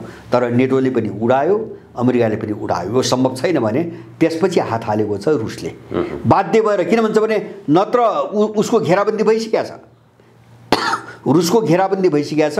कुनै एउटा छिमेकीलाई प्रयोग गरेर अब रुसभित्र चाहिँ विग्रह गराउने कुरो मात्रै बाँकी छ हैन। भोलि त रुस त ठुलो द्वन्द्वमा फस्ने भयो।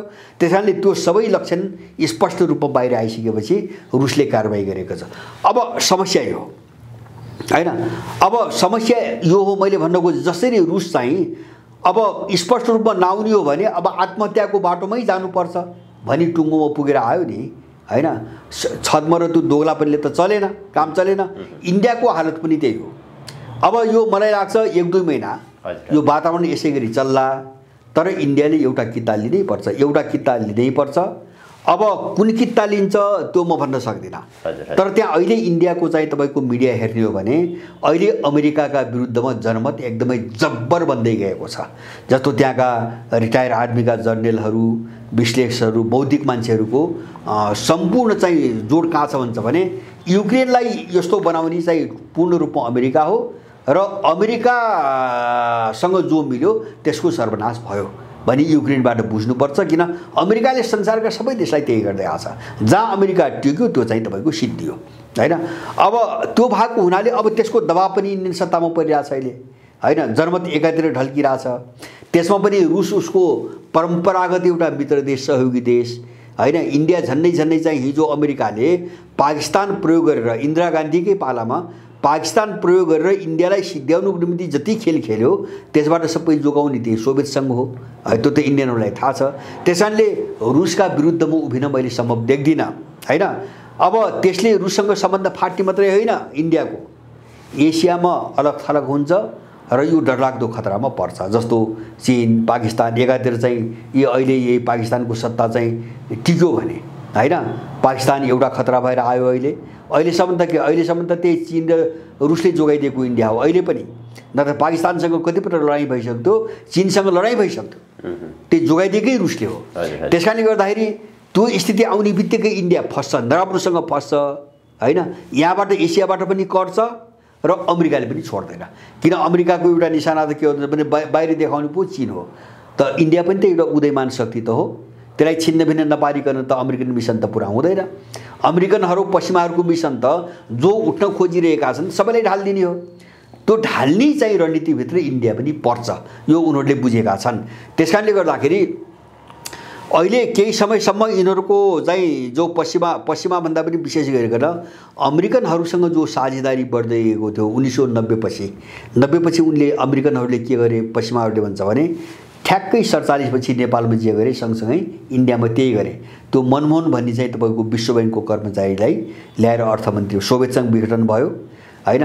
अनि काङ्ग्रेस आई चाहिँ उसको पालामा चाहिँ तपाईँको के अरे मनमोहनलाई अर्थमन्त्री बनाइदिए, विश्व ब्याङ्कको जागिर कर्मचारीलाई। ठिक यस्तै यहाँ चाहिँ रामशरण महतलाई बनाए। हामी यो बिर्सन हुँदैन। नेपाललाई तबाह बर्बाद बनाउनुको निम्ति, अर्थतन्त्र सिद्ध्याउनुको निम्ति UN बहुराष्ट्रिय कम्पनीको कर्मचारी रामशरण महतलाई ल्याएर टिपेर यहाँ चाहिँ तपाईँको कर्मचारी के अरे चाहिँ अर्थमन्त्री बनाइदिसकेपछि दुवै देशको दुर्दशा सुरु भयो। र 1991-92 को आसपास त इन्डियाको हालत के भयो भन्छ भने विश्व ब्याङ्क अन्तर्राष्ट्रिय मुद्रा कोषले पनि ऋण दिन नमान्ने स्थिति आयो इन्डियाको। इन्डियाले त्यस्तो बनाइदियो उनीहरूले। अब यो सबै उनले भोगेका छन्। त्यस कारणले मलाई के लाग्छ भन्छ भने यो लडाइँमा जस्तो मैले भन्छ भने लडाइँ कति गहिरो छ भन्छ भने विश्व व्यवस्थाको मुद्दा छ, नयाँ विश्व व्यवस्थाको मुद्दा छ होइन। यो देशको ध्रुवीकरण होइन। यो लडाइँमा इन्डियनहरू ढिलो चाँडो जति ढिलो गर्नाले बेग्लै कुरा हो। अब पश्चिमका विरुद्धमा एउटा स्ट्यान्ड, सम्बन्ध पुरै पश्चिमसँग तोड्छन् त्यो मलाई विश्वास छैन। किन इन्डिया भनेको पनि एउटा उपनिवेश हो, उनको जालो धेरै चाहिँ बलियो छ। पश्चिमाहरूको जालो इन्डियन ब्युरोक्रेसीभित्र धेरै बलियो छ। अब देश चलाउने सम्पूर्ण जनशक्ति उनीहरूले दीक्षित पढाएर जनशक्ति हो। तर पनि एउटा बाध्यताको भूराजनीति हुन्छ नि। बाध्यताको भूराजनीतिभित्र इन्डियनहरू बिस्तारै बिस्तारै पश्चिमाहरूसँग सम्बन्ध तोड्न नसके पनि उनीहरू अलिकति बिस्तारै रुसकै पक्षमा खुल्नुपर्छ, त्यो उनको बाध्यता हो होइन। त्योभन्दा इन्डियनहरू बाहिर जान सक्छन् जस्तो मलाई लाग्दैन। छोटकरीमा राज संस्थाको विषयमा चर्चा गरौँ। राज संस्था भनेको एउटा यस्तो शक्ति हो जहिले पनि एउटा बलियो शक्तिको रूपमा, दीर्घकालीन शक्तिको रूपमा राज संस्थालाई चित्रित गरिन्छ। नयाँ वर्ष 2079 सालको शुभकामना दिँदै राज संस्थाले निर्मल निवासले अहिलेको देशप्रति जुन चिन्ता र चिन्तन व्यक्त गरेको देखियो, जस्तो प्रकारको शब्दहरू त्यहाँ प्रयोग गरेको देखियो, ती शब्दहरूलाई मध्यनजर गर्दा राज संस्थाको देशप्रतिको अबको उपस्थिति अथवा राजनीतिक रुचि कतिको देखिन्छ, त्यहाँबाट के प्रश्न हुन्छ? अब यो धेरै लामो बहस भयो। अब चाहिँ यो जस्तो एउटा अब आज आउँछ, भोलि आउँछ, पर्सि आउँछ, यस्ता खालका चाहिँ हल्लाहरू गर्ने मान्छे पनि धेरै देखेँ यहाँ। र मैले के देख्छु भन्छ भने दुईटा कोणबाट, एउटा सिद्धान्तको कोणबाट राज संस्था कि गणतन्त्र भन्ने चिजलाई बहसको मुद्दा बनाउनु हुँदैन, एउटा म त्यसमा प्रष्ट छु होइन। सैद्धान्तिक रूपबाट राज संस्थाको अपरिहार्यताको कुरा गर्नु हुँदैन। मैले बारम्बार राजनीतिक कोणबाट, भूराजनीतिक कोणबाट त्यसको कुरा गरेको छु होइन। जस्तो यति बेला यो विदेशी तन्त्र, यो दलाल तन्त्र, अब यसलाई बोकेर आएका यो मान्छेहरूको प्रवृत्ति सबै हेर्ने हो र आजका दिनसम्मको तस्बिर हेर्ने हो भने यिनको हातबाट अब देश रहन्न। साँच्चीकै एउटा ठुलो विद्रोह नहुने हो भने यिनको हातबाट देश अब बच्दैन। किन अब एक खाले त देश त चाहिँ विदेश नीति त स्वाहा बनाउँदै ठ्याक्कै नेटोको क्याम्पमा त देशलाई त खडा गरे यिनीहरूले, राज्यलाई त खडा गरिसकेका छन् युक्रेनको घटनापछि, र इन्डो प्यासिफिकमा यिनले हस्ताक्षर पनि गरिसकेका छन्। भनेपछि मैले त्यही भएर नेपाल एउटा रक्तपातको बाटोमा गयो, यो चाहिँ ध्रुवीकरणको चेपामा नेपाल फसिसक्यो होइन। त्यस कारणले यो दुरावस्थाबाट निकाल्नको निम्ति अब त्यो राज संस्थाको औचित्यका बारेमा बहस गर्ने धेरै ठाउँ छन्। त्यो औचित्य छ देशलाई निकास दिने कोणबाट हेर्दा मैले बारम्बार भनेको छु त्यो औचित्यको विषय चाहिँ एउटा भयो तर हो मैले जोड्दैछु तर अर्को के हुन्छ भने नीतिगत रूपमा औचित्य हुने एउटा कुरा हो हैन व्यावहारिक हिसाबमा त्यसको औचित्य देखिने अर्को कुरा हो हैन अब व्यावहारिक पाटोबाट मैले बुझ्दैन मैले बारम्बार तपाईसँग पनि के भनेको छु भन्छ भने जब देशको यो अवस्थाका विषयमा स्पष्ट प्रखर र खुला खालको भूमिका जुन पात्रको हुँदैन नि त्यो पात्र नेपालको निम्ति आवश्यक छैन पात्रको कोणबाट कुरा गर्दा हैन नीतिगत कोणबाट कुरा गर्दा त्यो छ अब मैले बारम्बार भने के हो भन्छ भने अब उनीहरूले है मैले जे देख्छु जस्तो वक्तव्यमा मैले कतिपय जस्तो अस्ति चाहिँ नयाँ वर्षको देख्नुभयो अब मैले ओजन देख्दैन ऊर्जा देख्दैन हैन प्रतिबद्धता समर्पण हैन एउटा कठोरता भन्ने हुन्छ नि त्यस्तो सारी बढी देखिँदैन हैन एउटा आफ्नो असन्तुष्टि राखेको जस्तो देखिन्छ हैन तर अब यो या त परिस्थितिप्रतिको 100% गलत बुझाइ हो यो परिस्थितिप्रतिको एकदमै गलत बुझाइ हो हैन या त अब देशले जुन भूमिका खोजेको छ त्यो भूमिका दिन सक्ने खालको योग्यता नभएको हो त्यो मलाई थाहा छैन तर जस्तो परिस्थिति के हो मैले बारम्बार भनेको के हो भन्छ भने युक्रेन हेर्यौ नि कति बुझ्ने पाकिस्तान हेर्यौ दोस्रो घटना अब के बुझ्ने अहिलेको विश्वको परिस्थिति र नेपालको पनि परिस्थिति के हुन्छ भने संसार एउटा युगान्तकारी उथलपुथलतिर अगाडि बढेको छ यो चीजलाई हामीले दिमागबाट नहटाउँ कुनै पनि घटना हेर्दा युगान्तकारी विश्वव्यापी रूपमा वैश्विक रूपमा हेर्ने हो भने आधुनिकतावादको नाममा अहिलेसम्म जे आयो यो युगको अन्त्यको माग गरेको छ विश्वले लडाईँ त्यो हो जस्तो पुटिन र सी जिङपिङले नयाँ विश्व व्यवस्थाको कुरा त्यही कोणबाट गरिरहेका छन् किन यो पश्चिमा जो युग हो नि यसको अन्त्य हुनैपर्छ यसको अन्त्य हुनैपर्छ र नेपालको सन्दर्भमा के हो भन्छ भने सुगौली सन्धि पछिको जो नव औपनिवेशिक युग हो जो गुलामीको युग हो यसको अन्त्य हुनैपर्छ अब यो भनेको के भने एउटा युगसँग त त्यहाँ दर्शन जोडिएको छ त्यहाँ चाहिँ एउटा विचार जोडिएको छ त्यहाँ सिद्धान्त जोडिएको छ त्यहाँ मूल्यहरू जोडिएका छन् लडाईँ यो हो अहिले विश्वको पनि यो हो नेपालको पनि यो हो त्यसकारणले यति बेला चाहिँ तपाईको अस्पष्ट कुरा गरेर हैन अनि चाहिँ ऊर्जै प्राप्त नहुने खालका चाहिँ दोगला शब्दहरू प्रयोग गरेर कसैले पनि भूमिका खेल्न सक्दैन परिस्थिति एकदम निर्मम र कठोर छ किन यो युगको लडाईँ हो दुईटा युगका बीचको लडाईँ हो हामी यसलाई ध्यान दिन सकेनौँ हामी केही पनि बुझ्दैनौँ वैश्विक रूपमा हेर्ने हो भने पनि पश्चिमा युग र अर्को उदयमान युगका बीचको लडाईँ हो हैन यो जीवन मरणको लडाईँ हो कि त्यो छैन कि यो छैन नेपालको सङ्कटको निकासका कुरा गर्नु छ भने सुगौली सन्धि पछिको म अहिलेको मात्रै भन्दैन सुगौली सन्धि पछिको जो गुलामीको युग हो यो युगको अन्त्यको लडाईँ हो हैन कि त्यो युग छैन कि हामी छैनौँ कुनै पनि पक्ष कसैप्रति नरम लचकदार बन्न तयार छैन हुँदैन पनि किन त्यसो बन्ने भनेको आत्महत्या हो त्यसो गर्ने भनेको आत्महत्या हो जस्तो अमेरिकाले संसारभरि किन यस्तो गरिरहेछ युक्रेनप्रति हामीले भनिरहेछौँ नि नगर्ने भने त गयो अमेरिका पश्चिमा युगको अन्त्य भयो उनीहरू कहिल्यै उठ्न नसक्ने गरी जाँदैछन् त्यसकारणले जबसम्म सास हुन्छ उनले त्यो बेलासम्म विध्वंस मचाइराख्छन् त्यो उनको कोणबाट त्यो उनको कर्तव्य हो हामीले त्यो बुझ्नु पर्यो जस्तो पुटिन तपाईले देखिराख्नु भएको छ नि जस्तो सुकै बरु परमाणु हतियार प्रयोग गर्ने दिशातिर अगाडि बढिसके तर झुक्ने मानसिकतामा छैनन् किन लडाईँ त्यति पेचिलो त्यति व्यापक र त्यति बहुआयामिक छ किन त्यो अब लोयल हुने भनेको नरम हुने भनेको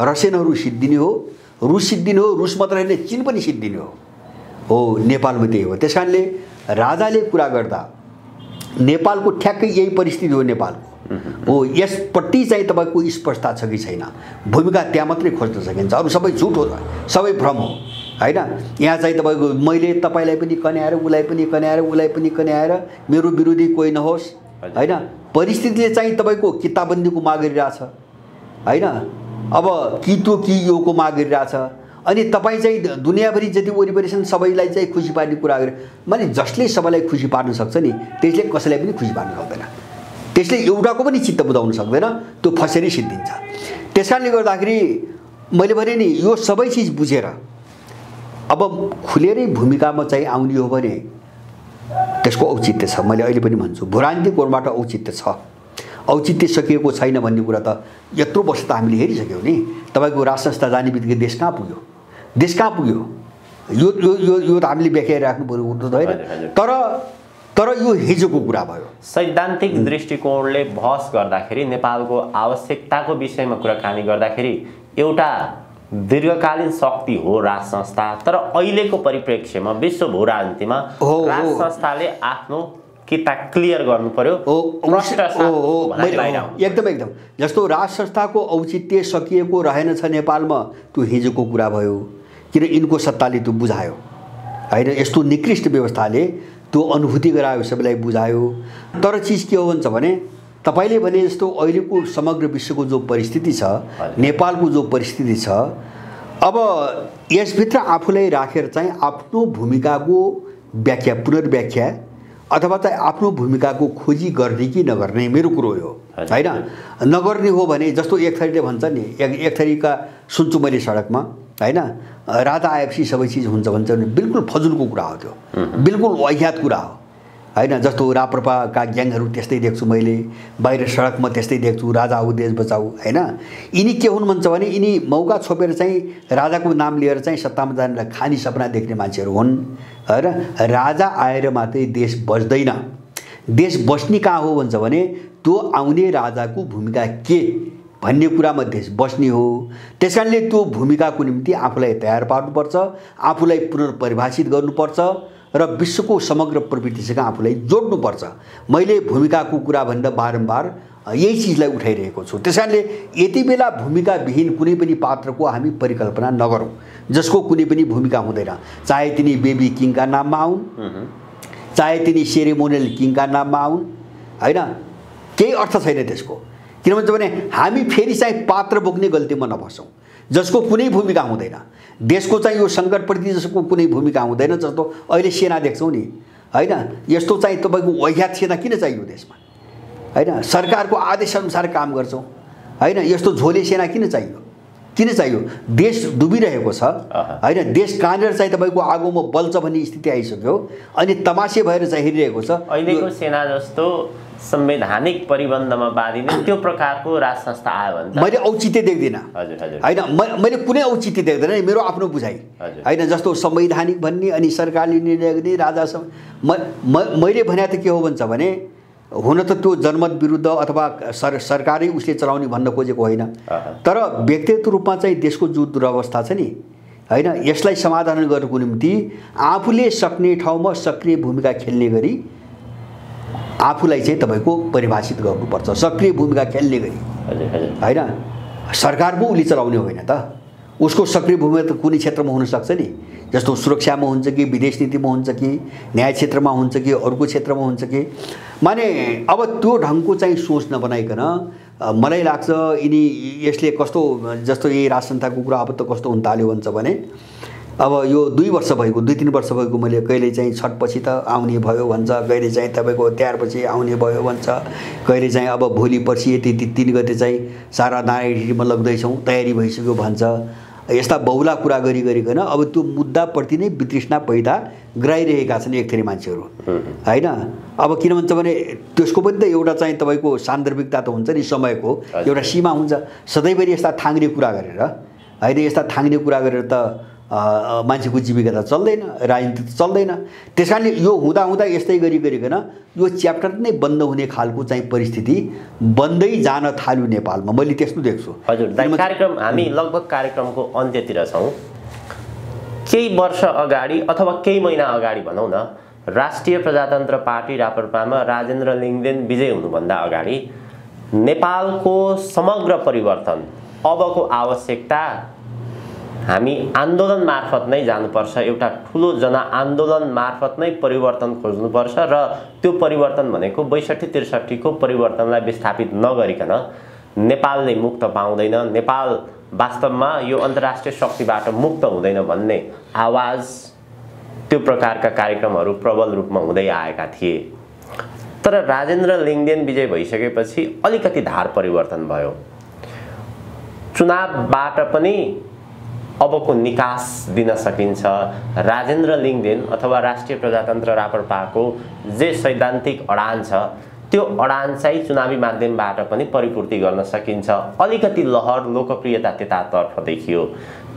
त्यो माध्यमबाट आजको नेपालको निकासको सम्भावना कति रहन्छ, के कस्तो छ? होइन, यसो मेरो अझै पनि म प्रश्न पारु है, म अझै पनि प्रश्न के पारु हुन्छ भने अब राप्रपाभित्र अहिले कमल थापाले हारे, राजेन्द्र लिङले जिते, पात्र परिवर्तन भएको छ। तुलना गर्दाखेरि एउटा पात्र बढी राम्रो होला, आफ्नो ठाउँमा छ। अलिकति कमल थापा भन्दा चाहिँ राजेन्द्र लिङदेन व्यक्तित्व रूपमा अलिकति स्वच्छ व्यक्ति हो।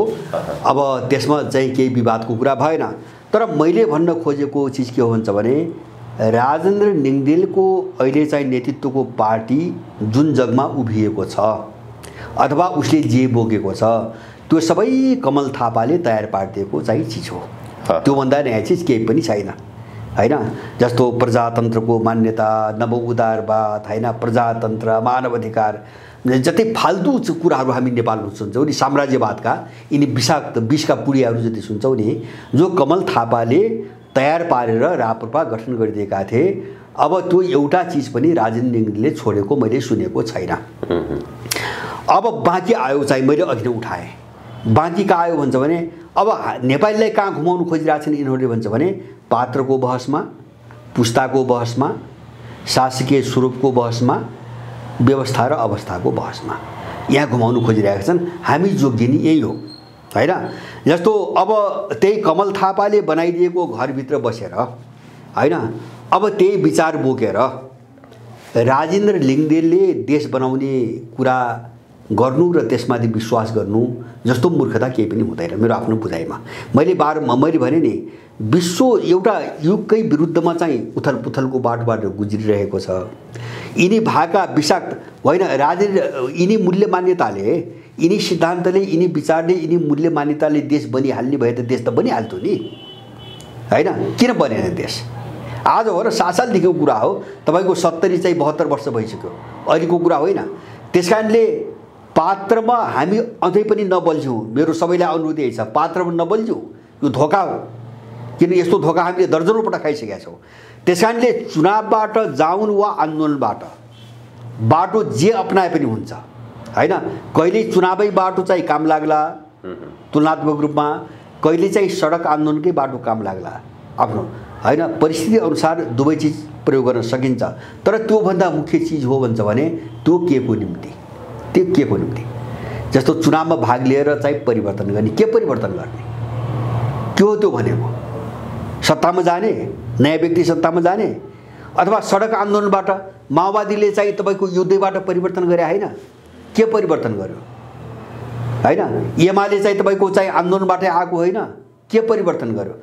46 सालमा आन्दोलन भाग सडक आन्दोलनबाट आएको परिवर्तन होइन, 62-63 मा त्यही भएको होइन, के भयो त्यो परिवर्तन? हामीले हेर्ने यहाँ हो। हामी जो परिवर्तन वा चुनावको कुरा गर्छौँ नि, त्यो के को निम्ति? महत्त्वपूर्ण प्रश्न हो हैन। त्यो त्यसलाई त्यो विचार के हो, त्यो सिद्धान्त के हो र त्यो योजना के हो, यो चिज स्पष्ट नभइकन जो मान्छेलाई गुमराहमा पार्ने कोसिस गर्छन् नि, त्यसबाट केही पनि हात लाग्दैन। त्यहाँ फस्यो भने केही पनि हात लाग्दैन। नेपाली बारम्बार यही फसिरहेको छ।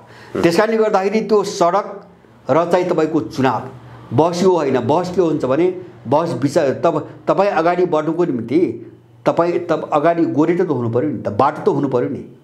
बाटो नभएको भिरमा तपाईँ कसरी अगाडि जानुहुन्छ? अगाडि भिर छ, घनघोर जङ्गल छ, तपाईँ कसरी अगाडि जानुपर्छ? पहिले बाटो तयार पार्नुहोस्। त्यो भनेको विचार हो, त्यो भनेको सिद्धान्त हो हैन। विचार भनेको आँखा हो। तपाईँसँग हेर्ने आँखै छैन, खुट्टा चाहिँ अगाडि बढाउने बाटै छैन, तपाईँ कहाँ जानुहुन्छ? तपाईँ घुमिराख्नुहुन्छ त्यही वरिपरि। यो यो यो दुष्चक्रमा फस्नु हुँदैन। अब हामी अर्कै कोणले बहस गरौँ, मेरो कुरा यो हो। त्यस कारणले गर्दाखेरि अहिले जस्तो एउटा चाहिँ होला व्यक्तिगत रूपमा चाहिँ मैले आलोचना गर्न चाहेको होइन। राजेन्द्र लिङदेन राम्रा मान्छे हो व्यक्तिगत रूपमा, एकदम व्यक्तिगत रूपमा, तर व्यक्तिले गर्ने होइन, गर्ने विचारले हो। व्यक्तिले गर्ने होइन, गर्ने विचारले हो। मलाई लाग्नुला उनीहरू या त आफूलाई पुनर्परिभाषित गरेर यो जो कमल थापाले दिएको लेगेसी र जग छ नि, यो सबै तोडेर चाहिँ बाहिर निस्किनुपर्छ हैन। उनले जे बोलेका छन् त्यो अनुसार काम गर्ने हो भने, होइन भने 1 वर्षपछि राजेन्द्र लिङदेन कमल थापा बन्नुपर्छ, अर्को कुनै उपाय छैन। होइन। त्यही चिज बोकेर कमल थापा बन्नुपर्छ, अर्को कुनै उपाय मैले देख्दैन। हामी अलिकति गहिरो खालको बहसमा जाउँ, मेरो अनुरोध यो हो। किन युगको माग त्यो हो, समयको माग त्यो हो। मान्छेले बिस्तारै बुझ्ला, तर बुझ्ने मान्छेले त बहस त गर्नु पर्यो नि। हजुर, तत्कालै हामीले टिक्का टिप्पणी गर्दाखेरि अलिकति नकारात्मक आलोचना पनि आउँला अथवा चाहिँ प्रतिक्रिया पनि आउँला, तर नेपाल वास्तवमा यो लामो समय एउटा जुन गोलचक्रमा फस्यो, त्यो गोलचक्रमा फस्नुको कारण के हो? किन नेपाल 7 साल यता सधैँ यही गोलचक्कर वरिपरि घुमिरह्यो? यसको एउटा निष्कर्ष निकाल्न चाहिँ आवश्यक देखियो। एकदम आवश्यक देखियो। जस्तो हामी शब्दमा बहस गर्नु पर्यो के, जस्तो हाम्रो मोरालिटीमा होइन। जस्तो राज संस्था कि चाहिँ तपाईँको गणतन्त्र कि बहुदलीयता कि द्विदलीयता कि, हाम्रो बहस त्यहाँ होइन। हाम्रो बहस कहाँ जानु पर्यो भन्छ भने, हाम्रो बहस कहाँ जानु पर्यो भन्छ भने दल नभए प्रजातन्त्र हुन्छ कि हुँदैन, यस्तो चिज होइन। मान्छे यहाँको मान्छे, जस्तो नेपालको मान्छे र नेपालको सार्वभौम सत्ता, देशको सार्वभौम सत्ता र नेपालको मान्छे, नेपालको नागरिक होइन, कसरी खुसी सुखी शान्त र सुरक्षित जीवन बिताउन सक्छ, हामीले त्यो प्रणालीको कुरा गरौँ। त्यहाँ चाहिँ दलीयता, निर्दलीयता, एकदलीयता, द्विदलीयता, राज संस्थाको बहस होइन। हामी विषयवस्तुमा जाउँ, हामी विचारमा जाउँ, हामी त्यसको कन्टेन्टमा जाउँ, बाहिर देखाइने रूपमा होइन। यो बहस भएन भने हामीले चाहिँ तपाईँको जिन्दगीभरि दुःख पाउँछौँ, हाम्रो पुस्ताले पनि दुःख पाउँछ। हस्, अत्यन्त धेरै धन्यवाद दाइ आजको यो महत्त्वपूर्ण समय र विचारको लागि। हजुर, यहाँलाई पनि धेरै धन्यवाद।